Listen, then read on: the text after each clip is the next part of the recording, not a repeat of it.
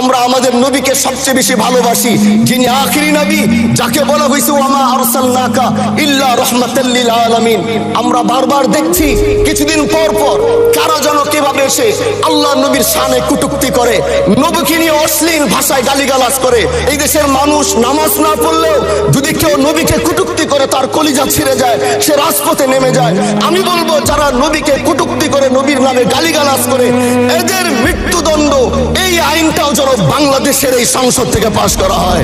মাননীয় স্পিকার, এলাকায় বলেছিলাম যে আমরা ন্যায়ের পক্ষে কথা বলবো, ইনসাফের পক্ষে কথা বলবো।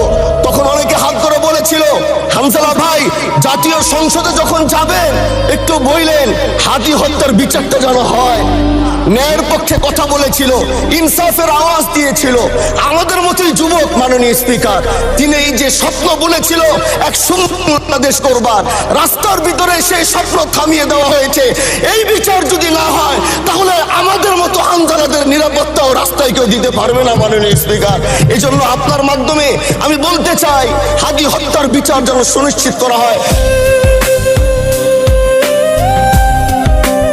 আমরা আমাদের নবীকে সবচেয়ে বেশি ভালোবাসি, যিনি আখিরি নবী, যাকে বলা হয়েছে ওয়ামা আরসালনাকা ইল্লা রাহমাতাল লিল আলামিন।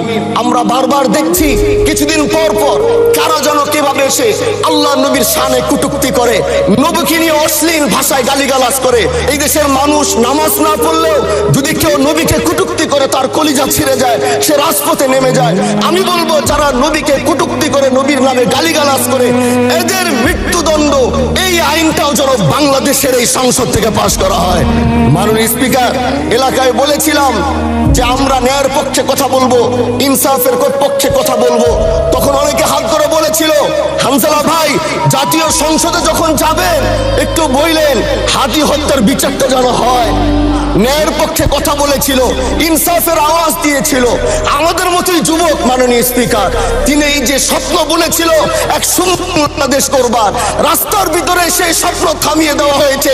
এই বিচার যদি না হয় তাহলে আমাদের মতো হামজালাদের নিরাপত্তাও রাস্তায় কেউ দিতে পারবে না। মাননীয় স্পিকার, এই জন্য আপনার মাধ্যমে আমি বলতে চাই হাদি হত্যার বিচার যেন সুনিশ্চিত করা হয়।